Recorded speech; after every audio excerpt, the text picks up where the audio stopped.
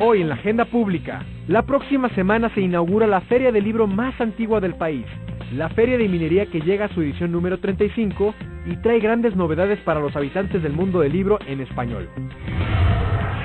Y si en enero los medios daban por hecho que la Asamblea Legislativa del DF daría el paso de despenalizar y regular el uso de la marihuana en la capital del país, para este febrero aparece como descartada esta posibilidad. La Cámara de Diputados organizará para marzo foros de expertos, académicos y autoridades para discutir diversas formas de legalizar esta droga. Y el Fondo de Cultura Económica pondrá a circular en esta Feria Internacional de Minería el libro Política sobre Cannabis, en el que un grupo de médicos, economistas, psiquiatras y sociólogos colocan en el centro del debate global los resultados de la investigación científica sobre la marihuana, la droga ilegal que más se consume alrededor del mundo. Pero también se relanzará en minería un libro sobre la droga legal más popular del mundo, el alcohol, y su impacto en los países en desarrollo. Esto y otras cosas hablaremos hoy en la agenda pública y los libros, el programa para discutir las publicaciones y los procesos de comunicación.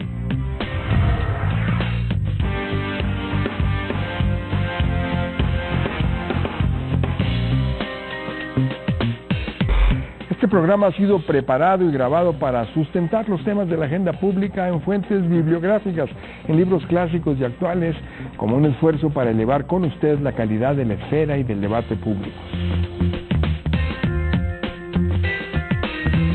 Yo soy José Carreño Carlón y para discutir los temas de hoy me acompañan el escritor Jorge F. Hernández, cuyo libro más reciente, aquí hemos ya comentado, es la antología de cuentos Un montón de piedras, publicado por Alfaguara, y él ha sido un activista en la advertencia contra los estragos del alcoholismo. Bienvenido, Jorge. Hola, muchas gracias. Qué bueno que estés con nosotros. Bien hallado. Y bueno, y también nos acompaña Jorge Hernández Tinajero. Son dos Jorges Hernández, voy a tener que decirles completo, como en las novelas rusas, ¿no? Como es Dmitri Georgiev, Karenin Fiodori, Hernández Tinajero y F. Hernández, porque los dos son Jorge Hernández Tinajero, presidente del colectivo por una política integral hacia las drogas y autor de La Mota, compendio actualizado de la marihuana en México. Bienvenido, Jorge. Gracias, Pepe. Bueno, y el miércoles de la próxima semana se inaugura la Feria del Libro más antigua del país, organizada por la UNAM, la Feria de Minería, que llega a su edición número 35 y trae, como siempre, grandes novedades para los habitantes del mundo del libro en español. Y en esta agenda pública, en los libros, pues vamos a seguir discutiendo algunas de esas novedades editoriales, tratando que sean pues de lo más cercanas a los temas de debate de la actualidad mexicana y global, como el de la legalización de la marihuana y, por otro lado, los estragos que causa el alcoholismo, el alcohol en las personas, las familias, la sociedad, en países como el nuestro. Vamos a empezar con este libro, Política sobre Cannabis, en el que más allá pues de inercias policiales o moralistas, un grupo de médicos, economistas, psiquiatras, sociólogos de diversas partes del mundo colocan en el centro del debate global los resultados de la investigación científica sobre la marihuana, la droga ilegal que más se consume alrededor del mundo. Jorge Hernández Tinajero, tú has sido promotor de este libro. Bueno, sí, es un libro que conocemos desde hace ya varios años. ¿En inglés? En inglés, es un libro muy interesante, traducido por el Fondo. Qué bueno que lo hizo el Fondo. Es un libro muy ilustrativo, es un libro que, digamos, sin prejuicios o falsas moralinas, hace un diagnóstico bastante certero de cuál ha sido el papel del cannabis en la historia humana, cuál ha sido su sistema de control en los últimos 50 años, a partir de la Convención del 61, y que ofrece, digamos, un panorama en el que claramente se demuestra que no necesariamente todos los sistemas de control son iguales, que incluso dentro de las convenciones que actualmente nos rigen hay diferentes formas de encarar el asunto, y propone algunas salidas interesantes para el dilema que enfrentamos actualmente. No solo policiales, no solo punitivas. No, al contrario, lo que habla es, hace un balance de cómo han sido las políticas punitivas hasta el momento, de cuáles han sido sus consecuencias en términos de organización del consumo, si ha sido efectivo o no, y también de las consecuencias negativas de ese sistema de control. Entonces, hace un balance bastante ecuánime en muchos sentidos, Y yo creo que es un documento muy importante para lo que está sucediendo en México. ¿Qué es esta Beckley Foundation? ¿Es la Fundación Beckley? Sí, Beckley Foundation es la fundación de básicamente la dirige una señora, Lady, ahora no recuerdo el nombre. Ajá. Pero es una persona muy interesante que ha tenido muchos años, ha estado cercana a las cuestiones de drogas y desde hace tiempo tiene la intención de reunir voces autorizadas alrededor del mundo en términos de hacer una reflexión diferente sobre las drogas, ¿no? Uh-huh. Es una fundación que ha sido muy activa en los últimos años sobre el tema de drogas y bueno, en este caso lo que hace es reunir a autoridades mundiales, gente muy reconocida, que desde la visión académica en ese sentido y en cierto también sentido un poco, digamos, enfocada en los países desarrollados de Occidente, pues otorga una visión del cannabis moderna, ¿no? Más moderna, más flexible, más... Sí, de hecho lo que propone varias cosas, pero entre ellas, una de ellas es que dada la naturaleza y la dinámica del cannabis y de sus mercados, incluso propone como una salida alternativa una convención sobre el cannabis similar a la que existe actualmente sobre el tabaco. Uh-huh. Alcohol y tabaco tienen sus convenciones particulares y están separadas del resto de las drogas. Entonces. Sí, y estudian las políticas comparativas, pues, de Holanda, de otros países, y finalmente es una propuesta más hacia la regulación despenalizadora del mercado de las drogas. No es una propuesta, particularmente se cuida mucho justamente de no inclinarse hacia un lado. Hace una descripción bastante muy sistemática de los pros y los contras. Bueno, queda claro que las cosas no han funcionado. Yo como lector vi más, sí, es muy crítico de la política punitiva impuesta al mundo desde el presidente Nixon de los Estados Unidos, ¿no? Lo que dice es que las políticas punitivas no afectan realmente los niveles de consumo ni la dinámica de los mercados, y que más bien se centran en los usuarios, y son los usuarios y las clases sociales más desprotegidas las que sufren desproporcionadamente este sistema de control. Entonces sí hay un componente social en esto. Sin embargo, tampoco habla de la creación de mercados regulados o propone, digamos... No, los describe Describe cómo es y cómo podría ser. Y de la lectura surge que, son mejores políticas o más eficientes o más eficaces aquellas sociedades en que no se aplica la penalización a ultranza. En las que se reconoce el uso. Exacto. En las que se reconoce el uso y se le regula de un modo u otro. Bueno, estamos hablando de la droga ilegal, hasta ahora más popular, de más alto consumo en el mundo.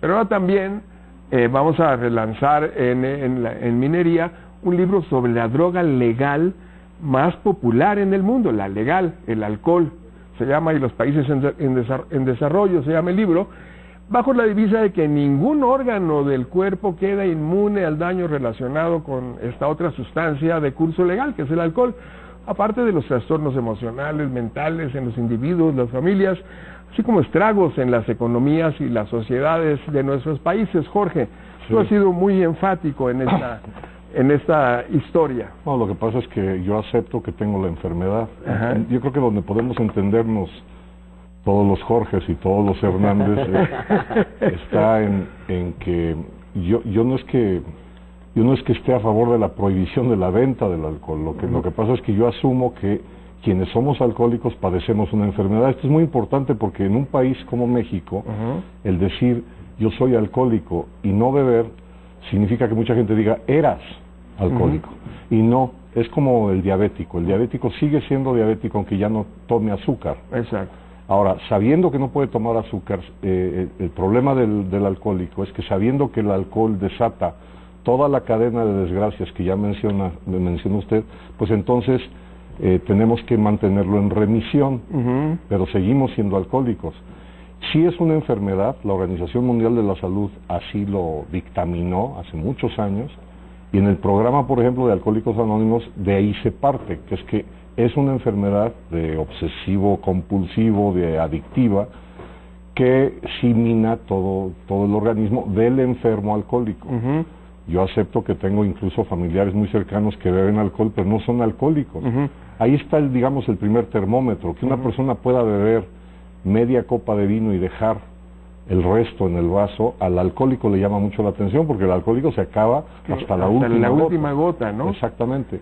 Bueno, y esta enfermedad que estás planteando, pues tiene repercusiones muy graves en términos también de salud pública, que es, finalmente, me llama la atención de estos dos libros, de la Biblioteca de la Salud, del Fondo de Cultura Económica, los dos tienen una perspectiva de salud pública, políticas de salud pública en el caso de marihuana y políticas de salud pública en el caso del alcohol, ¿no? Es decir, ahora sí ya podemos empezar a discutir la defensa de la despenalización de la marihuana y, bueno, la advertencia contra el abuso del alcohol.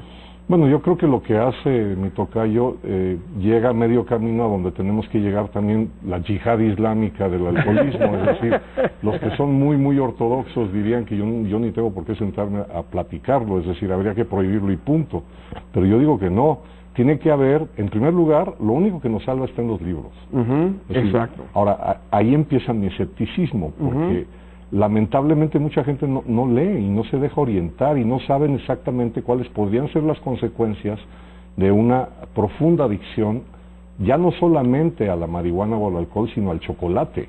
Claro. Y entonces, si tú no le adviertes a un niño que si está adicto a las papas fritas en el recreo va a ser un niño obeso, bueno, pues entonces ese niño va a estar... Y si lees a García Márquez ya sabes cómo terminas con la adicción al chocolate. Exactamente, empezamos a flotar o a comer las paredes. Bueno, entonces, volviendo a la marihuana, es obvio que sigue habiendo resistencias, tabúes, porque, bueno, en enero los medios daban por hecho que la Asamblea Legislativa del DF daría el paso de despenalizar y regular el uso de la marihuana en la capital del país, pero para este febrero aparece como descartada esta posibilidad en los medios, estoy hablando, ¿no? Sin embargo, la Cámara de Diputados del Congreso anuncia que va a organizar para marzo o abril foros de expertos, de académicos, de autoridades para discutir diversas formas también de regular o de despenalizar el uso de la marihuana, de la cannabis. De acuerdo al diputado secretario de la Comisión de Gobernación, Fernando Belanzaurán, ¿no? ¿En qué estado está este debate? Bueno, los medios, como digo, dan versiones en un sentido y en otro. Sí, nosotros hasta donde sabemos existe la intención de regular cannabis en la Asamblea del DF. En la Asamblea del DF, comenzando por cannabis de uso terapéutico. Y parece ser que en el ámbito federal, porque todas las leyes la ley de drogas está contenida en la Ley General de Salud, es del ámbito federal y por lo tanto también tendría que haber modificaciones en la Ley General de Salud. Entonces eso desde luego compete al Senado y a la Cámara de Diputados también. Las dificultades de regulación para la Ciudad de México son muchas en ese sentido, el margen de acción es realmente pequeño. Básicamente, hasta donde entendemos, lo que se hace, lo que piensan hacer es aprovechar el espacio dejado por la ley contra el narcomenudeo, que básicamente hace que los estados estén obligados a perseguir los delitos menores de tráfico de drogas, pero no puede resolver todo. No puede resolver el aspecto, por ejemplo, de la producción o del cultivo. No puede resolver... De la provisión, ¿no? De la provisión misma, ¿no? Entonces, eso, digamos, es un dilema. Yo creo que por eso también se ha tardado esa iniciativa, porque cuando uno va comprendiendo bien cómo está hecha la ley, que está muy mal hecha la ley a nivel federal, por cierto, está mal clasificada la cannabis, o sea, hay que hacer una serie de cambios. Entonces, es un debate que es complejo, que no tiene una solución sencilla ni clara en este momento, pero que al mismo tiempo yo creo que hay una responsabilidad importante de ciertos legisladores en el sentido de que la reforma del cannabis está sucediendo en todas partes del mundo, mucho en los Estados Unidos, y por lo tanto en algún momento va a llegar aquí. Bueno, ya en Vail, este lugar que era para los deportistas de esquiaje de invierno, se ha convertido ya en una meca como Ámsterdam para el consumo libre, legal de la marihuana. Bueno, ya jugaron el Super Bowl 2 equipos de dos estados marihuanos. Liberados, marihuanos. Pero a ver, Jorge Hernández Tinajero, estamos como rusos aquí, decía una vez que discutíamos ese tema acá, que daba cifras muy impresionantes del alto consumo de marihuana en el DF, y que bueno, el tema es que es una realidad, el consumo, y que el problema es que el consumidor tiene que estar sujeto a la provisión por bandas criminales, en lugar de una regulación que permita que el que consume libremente, como en California, pueda obtener su dotación, digamos, sin tener que estar en manos de los criminales. No, es peor aún. La contradicción fundamental aquí es que la marihuana es de las pocas drogas que de algún modo u otro se puede producir en cualquier parte e incluso de manera privada. El asunto es que las leyes, por ejemplo, y hablaba por eso de las leyes como están mal hechas, las leyes penalizan mucho más el cultivo con fines personales que la compra en el mercado negro. ¡Qué barbaridad! Entonces, por ejemplo, si uno tiene plantas en su casa, 4 o 5 plantas, la ley considera que eso es un acto preparatorio del tráfico, cuando en otros países se toma como un acto preparatorio del consumo para no recurrir a los circuitos ilegales. Entonces, ahí hay 8 años de cárcel, cuando menos, por ejemplo, pero ir al mercado negro y comprar un poco más de la cantidad que en teoría está permitida, porque es bastante ambigua la circunstancia, implicaría a más la mera posesión de 10 meses a 2 años de cárcel, con lo cual en realidad la ley incentiva el mercado negro que dice combatir. En cambio el alcohol, Jorge Fernández, pues no está penalizado, al contrario, su regulación es altamente laxa, culturalmente es premiado, yo diría, en algunas regiones de nuestro país o en algunos sectores sociales. Sí, son como ritos de iniciación familiar incluso, y se anuncia muchísimo, incluso en eventos deportivos. Son patrocinadores de eventos deportivos y son, digamos, son muy expuestos, incluso cada vez baja más el año, la edad de quienes empiezan a consumir alcohol. Ahora tenemos jóvenes que en secundaria ya tienen un problema con su manera de beber. Y la contraparte sería aumentar las instancias de advertencia o de prevención, y saber que eso se puede convertir en una pesadilla. Ahora, el problema de esto es que el tráfico, la venta, la provisión, no tiene el mismo patrón que la marihuana. Con respecto a la marihuana, yo sí tengo que decir que, bueno, yo provengo de una familia homeopática. O sea, mi madre tiene un laboratorio de medicina homeopática con mi tía. ¿Y usaban la marihuana? Se usa. Tiene fines terapéuticos para la reuma, para el glaucoma, para distintas enfermedades. Y en México, culturalmente, yo tengo la impresión que bueno, desde que se cantaba la cucaracha llora porque le faltaba marihuana que fumar, pero eso era como un negocio del ejército. Y entonces el problema de la provisión empezó con el comercio, con las redes de distribución. Todo el problema del narcotráfico, lo que me intriga a mí, que ya pasó con el alcohol, que es que en cuanto cruza la frontera, deja de ser tan violento como es acá. Es decir, ¿cómo le están haciendo allá? ¿Legalizándola? No. Lo están haciendo de otra manera. Y eso es lo que crea escepticismo en cómo se haría aquí. Es decir, la puesta en práctica de políticas de información de salud pública es lo que hace muy escéptico que de veras la ciudadanía pudiera tener los mismos canales que en Ámsterdam o que en Oregón, si es que Oregón adopta una ley. Es decir, el problema es la educación. Y es la educación básica. Yo creo que el problema está en que los jóvenes, por ejemplo, nada más por hablar de los jóvenes, por no hablar de los adultos, aún no estamos acostumbrados a escuchar que, por ejemplo, el alcoholismo es una enfermedad. Bueno, y hay más advertencias frente a la posibilidad de que el adolescente fume marihuana. Siempre están diciendo causa daños irreversibles y trastornos, que en el alcohol no hay esas advertencias. Y incluso las normas son mucho más flexibles en México. Solo sugieren beber con moderación. Exactamente, ¿no? Sí, yo creo que tenemos un problema cultural aquí. Exacto. Es decir, con independencia si las drogas son legales o ilegales, es muy claro que nuestra sociedad es tolerante e incluso auspicia ciertas drogas. El gran fracaso de la política antidrogas en este país es la disminución de la edad de inicio.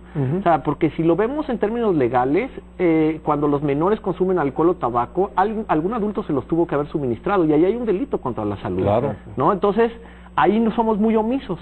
Somos muy omisos cuando, para voltear que se vende cigarro suelto en las calles, que es un sistema, que es una falla en el sistema de control. Sin embargo, yo sí creo, de todas maneras, que es mejor tener fallas en el sistema de control con el tabaco o con el alcohol que estuvieran prohibidos. Porque la prohibición implica esas otras dinámicas de delincuencia, de mercados ilegales, de ganancias ilícitas, que complican el asunto. Entonces, que ese es el caso de la marihuana y de otras drogas. Y justamente por eso esa idea de que en México no estamos preparados, yo creo que no estamos preparados para resistir el crimen organizado. Claro. ¿No? O sea, es mejor tener algo de control que no tener nada. Exactamente. Entonces, a mí me parece que es un asunto pues de Estado y de racionalidad política que simplemente no se ha comprendido bien, ¿no? Bueno, pero la solución está en los libros, como bien dice Jorge F. Hernández, y nos vamos a ir a un corte para volver con los temas de las pláticas de usted y los suyos desde la perspectiva de los libros. Eso es la agenda pública en los libros.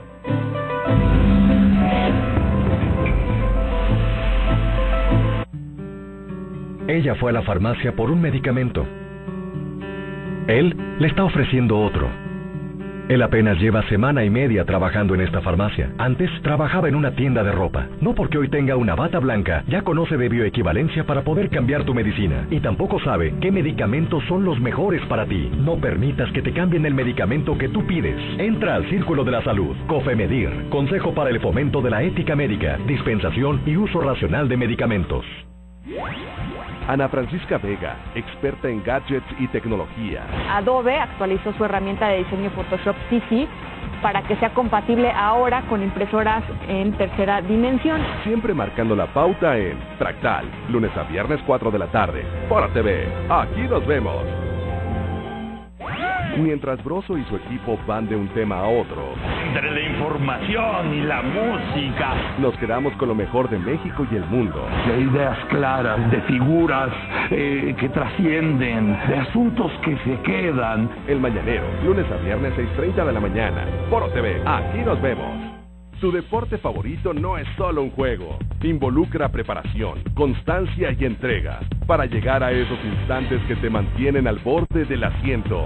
Revive lo más emocionante del deporte en Versus, lunes a viernes 4:30 de la tarde, Foro TV.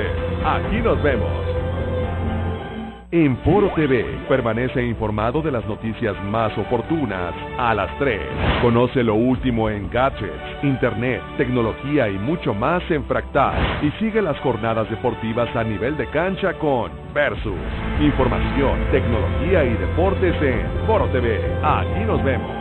Más allá de la nota cultural. Murió Juan Gelman, gran poeta argentino. Conoce las personalidades que conciben el arte. ¿Por qué es usted poeta? Importa poco y nada, cuando lo que lleva a escribir es una necesidad, no una voluntad.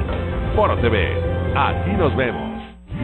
Leo Zuckerman y Javier Tello comparten la mesa de discusión en donde se dice lo que se piensa. Intercambian ideas y argumentos para el análisis de los temas en la agenda nacional. Ellos dan la información y su opinión, pero el veredicto final es tuyo en Es la hora de opinar. Foro TV, aquí nos vemos.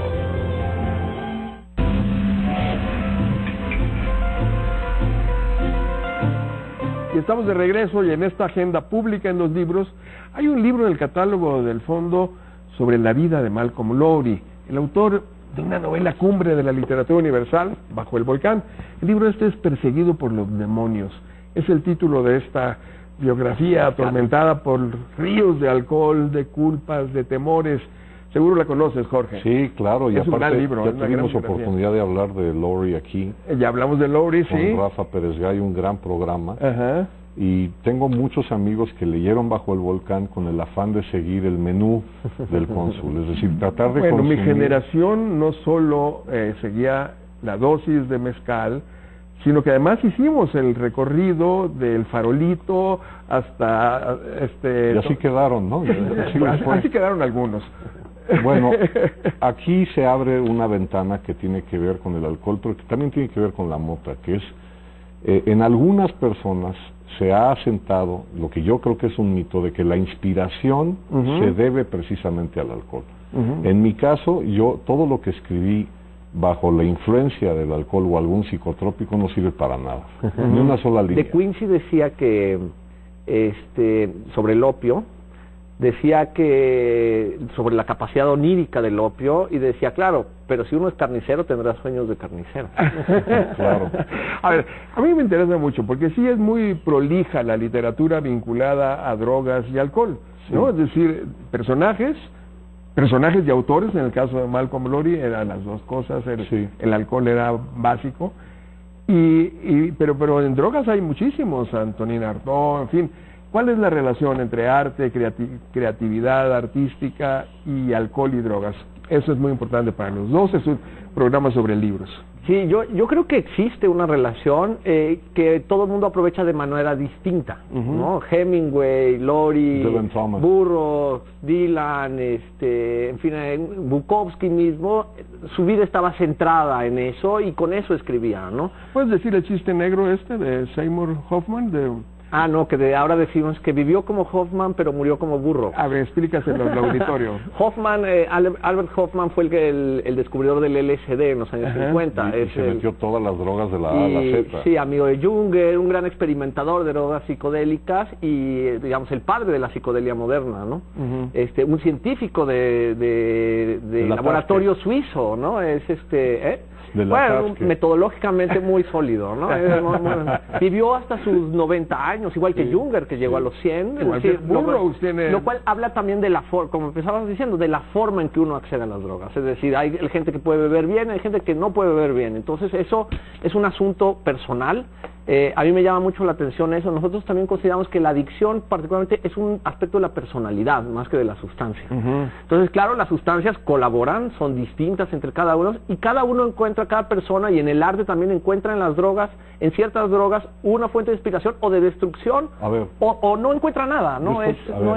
Viene la discusión. No, bueno, no quiero rebatir, sino rebátelo. No, al contrario, quería yo apuntalar. Tienes razón en esto. Oliver Sacks dice que un gran neurólogo y gran escritor también, y gran escritor, claro, increíble.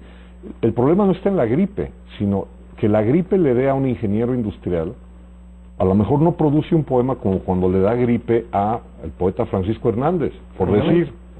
Es decir, ahí es en donde está el tema de que si lo consideramos como una posible enfermedad, el abuso de las sustancias, que es en donde hay que advertirle a las personas, a través precisamente de literatura, es en donde esto se complica y se vuelve una pesadilla. Los demonios que persiguen a un escritor persiguen incluso al niño que tiene que hacer un ensayo para la escuela.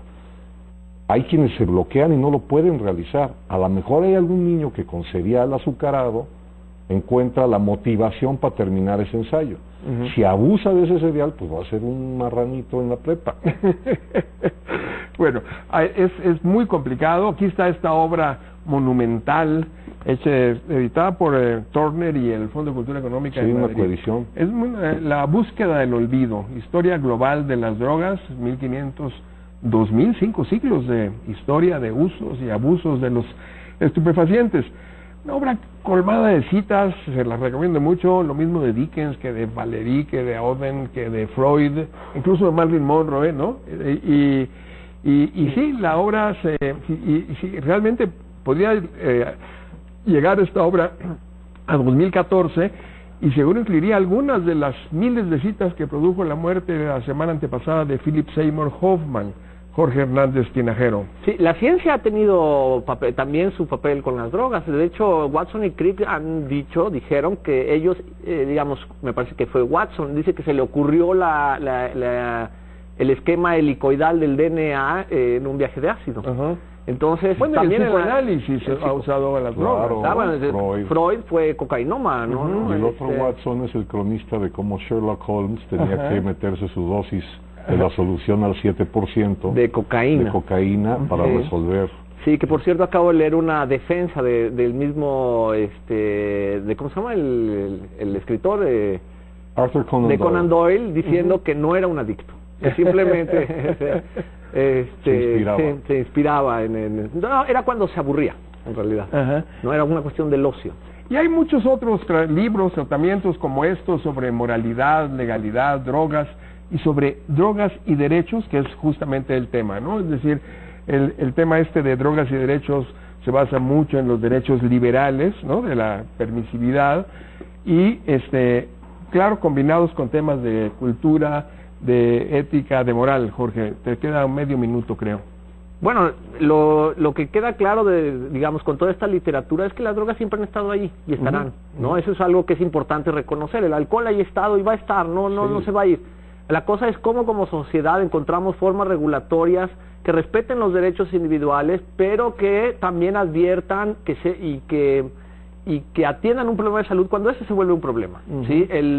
Menos del 10% de los usuarios de drogas, incluido el alcohol, son problemáticos consigo mismo y con los demás, el resto no lo es, y por lo tanto esa minoría problemática que tiene condiciones muy especiales y que es necesario atender, no necesariamente debe dirigir toda la política pública, como decía Jorge, el tocayo al principio. No por ser alcohólico uno tiene que defender la prohibición del alcohol, eso es distinto, la política es distinta a la condición humana. Se nos acabó el tiempo.